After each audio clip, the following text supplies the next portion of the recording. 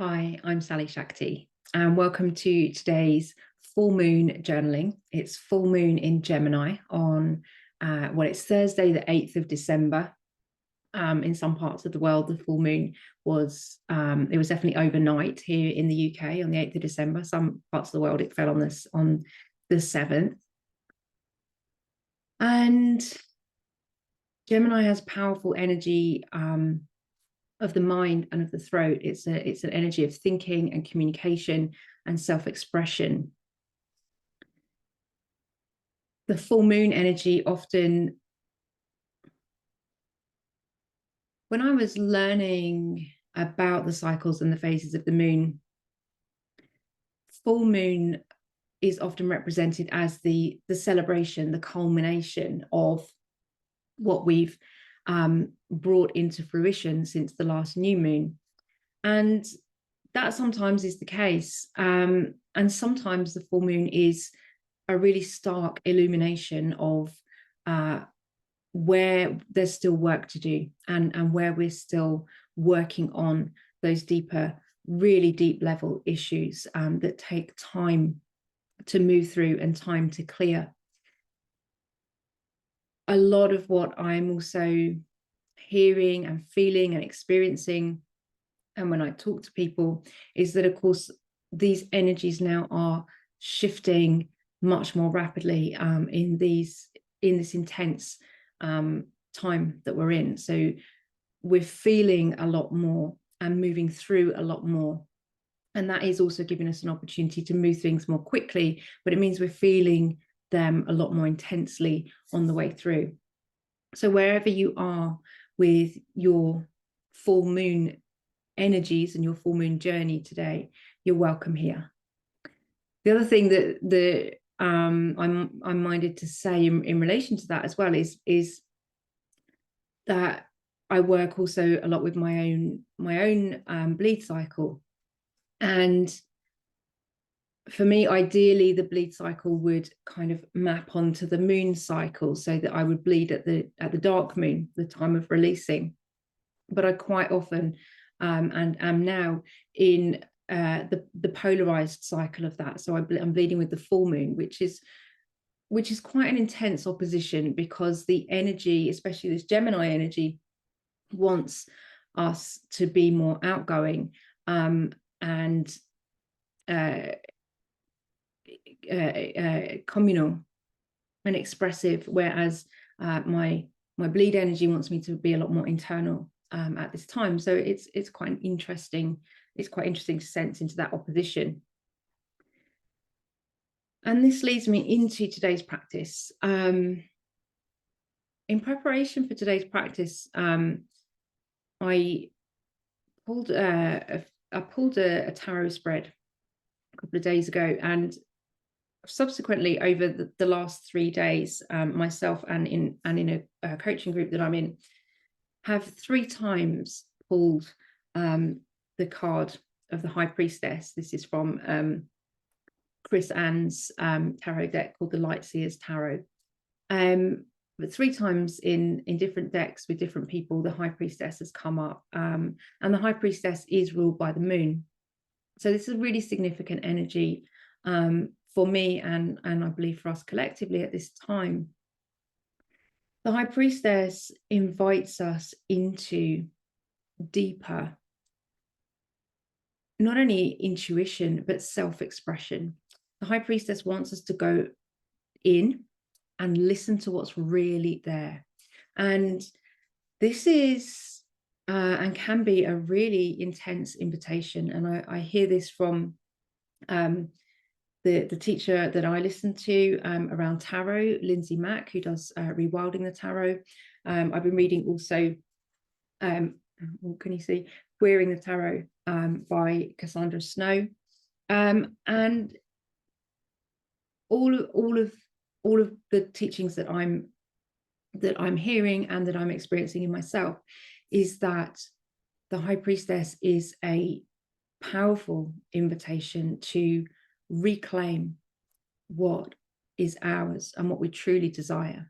And for many of us, if not all, tuning in to really hear and feel what it is we truly desire. Even when I set that affirmation for myself yesterday evening, I could feel there's some fear there. And we've just come out of Scorpio season. Scorpio is this energy of the deep desires. And there's some fear in me around, what is it I truly desire? And will that disrupt what I already have? I think that's the fear. There's another fear as well. And I've been reading The Path to Forgotten Freedom by Nicholas Morley, a book that I helped her to write, and it's been published this year. And she's written about ancestral healing. And as I read that book again this year in its published form, I went on my own very deep journey around a lot of the issues she writes about, the hidden histories of the ways that power and land and resources and energy and time have been taken from us, the majority of people, and that is globally, and it obviously still continues. And it's always been violent, it's always been coercive, it continues to be. It continues to marginalize certain populations of people more so than others. I know that I'm relatively on the privileged side of that as a white person, but as somebody also who was born into a working class family, I had deep traumas relating to my experience of feeling silenced, of not being able to ask for what I want or what I need even, and of feeling deeply disempowered in respect to being able to have what I need and what I want. And reading Nicola's book on ancestral healing gave me a lot of clues and insights into where those traumas originate from. And many of us across all walks of life carry these traumas from when our ancestors have been violently removed from their land and from the place and the families and the communities that they have known. The severance of kinship and connection has been, I think, really at the root of so much trauma that we are still living out. When the indigenous cultures teach about 7 generations of healing, it is actually in the British history that Nicola was looking at, it is actually 7 generations back that the land, that the people were severed from their land and their homes and their families. And that is a story that has been repeated across the world. In fact, it's a formula that has been so powerful and so more or less almost unstoppable across the world. But it is coming to light. So many more of us now are seeing how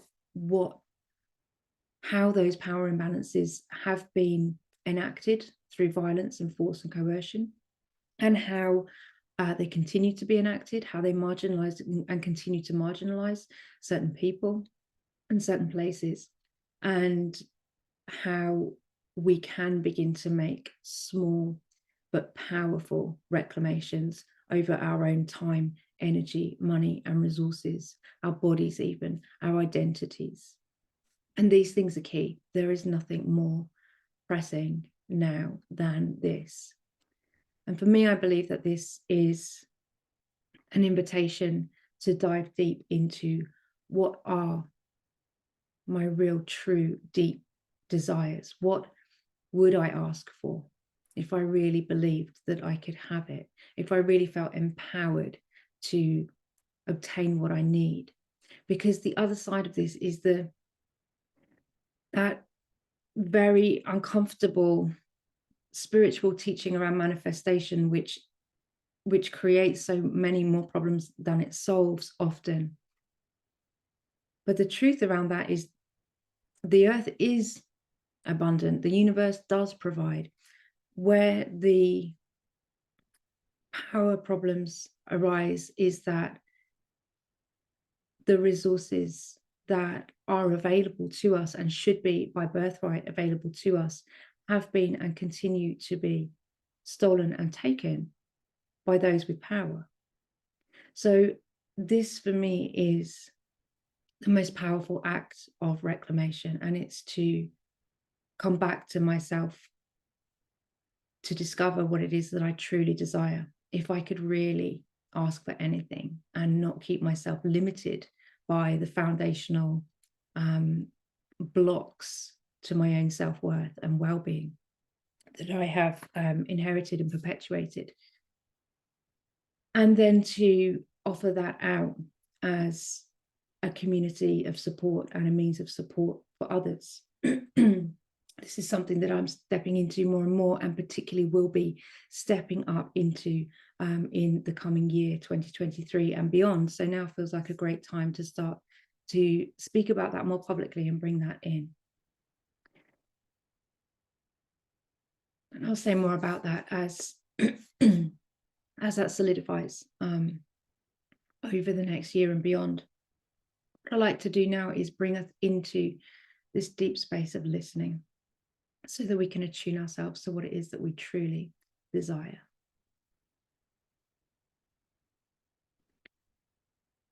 So I want to invite you to take a deep breath, letting go of anything that is lingering in the heart, mind, or body. Allowing your body some movement.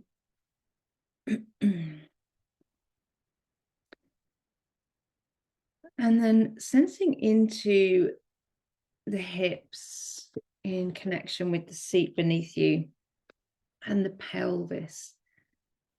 Really sensing into the root chakra and the part of our physical being that is like the bowl that holds us and contains us. The root chakra is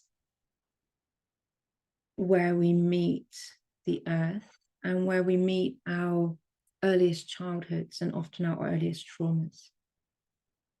So I'm not going to take us too deep into this today. That would be something that I would do if we were working together over an extended period of time, but just to send your breath down to the base of your spine and allow your pen to touch the page and to move across the page. We're coming into physical contact and physical connection between the pen and the page, through your hand, your arm, bringing in the breath.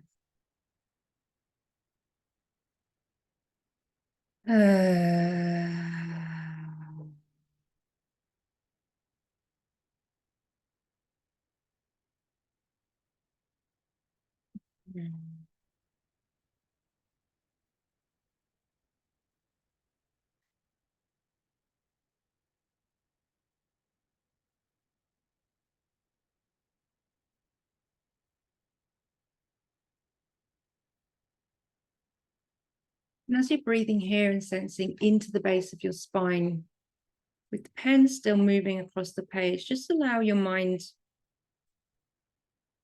to attune to that deeper wisdom of what is it that you need?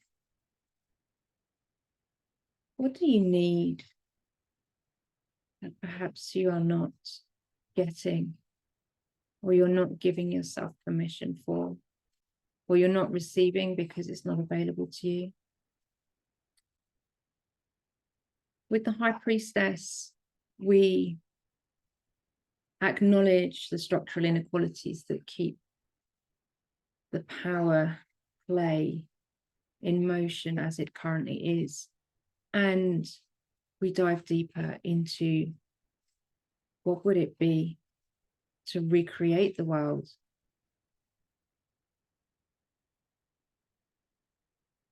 according to our own needs and desires. What would it be to step into that power, not in a harmful way, not in a violent way that's been done before, but in a way that is a small act of reclamation for your own self-empowerment.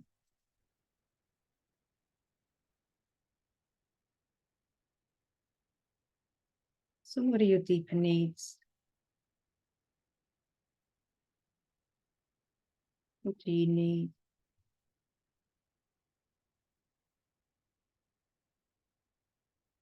It might be something very beautiful and very simple. It often is, in my experience. The things we truly need are actually a lot different from the things we've been taught to desire. And that's where often our needs can go unmet, because we're not looking in the right places. So what is it you truly need? And allow that to float to the surface. And if some words come, allow yourself to write them down. Allow yourself to write them down.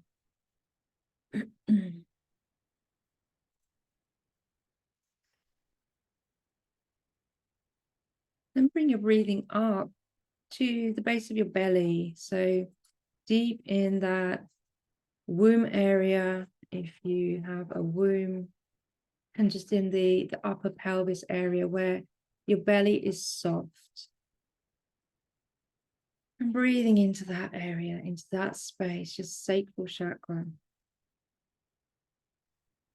And asking yourself, what is it that you truly desire?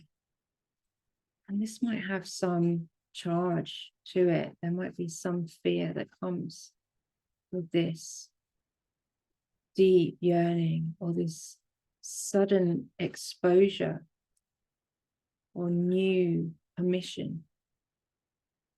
Allow yourself just to ask and notice what comes.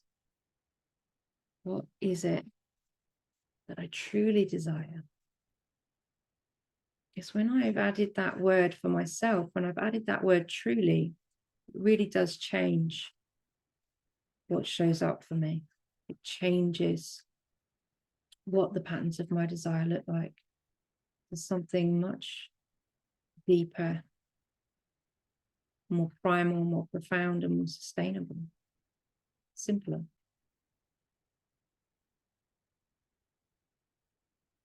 And whatever that is for you, it's all welcome.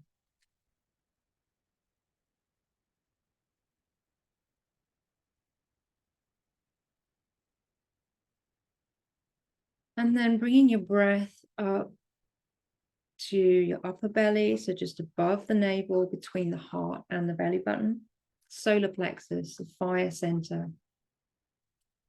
And still keeping your pen in connection with the page, I invite you to ask yourself, what am I reclaiming for myself? What am I reclaiming for myself? And again, this can be a powerful and deep one. This is where we're getting back in touch with our own power center.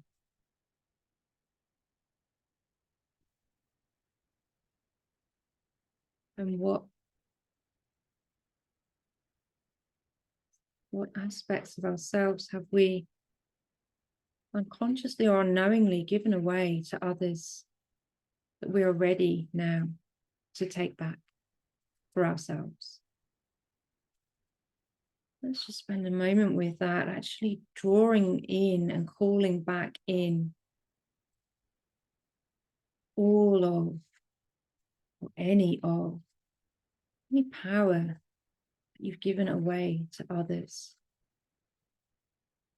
any energy that you have given away without your knowledge or consent. Calling back to yourself all that is yours, breathing it into the fire center of your solar plexus. I call back to myself all that is mine. And I release all that is not mine and not for me to carry forward. A few more breaths. Really breathing with that, moving it through onto the page. And if any words want to come, allow those words to come.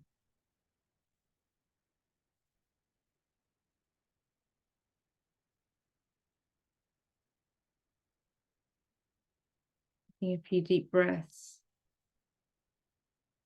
bringing some movement back into the body, feeling your feet on the ground, maybe giving yourself some touch on your skin where you can bring in some self-affirmation. Now, this is powerful work that we've started. A reminder that somebody gave me last night in my group call as well is that if you saw the moon last night, it was right next to Mars in Gemini, and Mars is currently retrograde. So the work that we begin now may not start to take form or come into full action until March 2023, when Mars goes direct. But know that the seeds that we plant now are being carried until they are, and this is perfect timing because we're going into the dark time of the year. Those seeds that we plant now are carried within our bellies and within our hearts, and will come to the surface in the ways that they need to when the timing is right, probably early next year, but whenever that is right for you, it will come for you. So these are deep and powerful practices. I am currently working, and I'm going to put this under my pillow because I like to receive the energies of that whilst I'm sleeping. I also like to read. I don't know if maybe you're seeing that backwards. I also like to read these out loud to myself daily, the affirmations. So my current affirmation for this moon: I ask for and receive all that I need and all that I truly desire, and I reclaim all that is rightfully mine.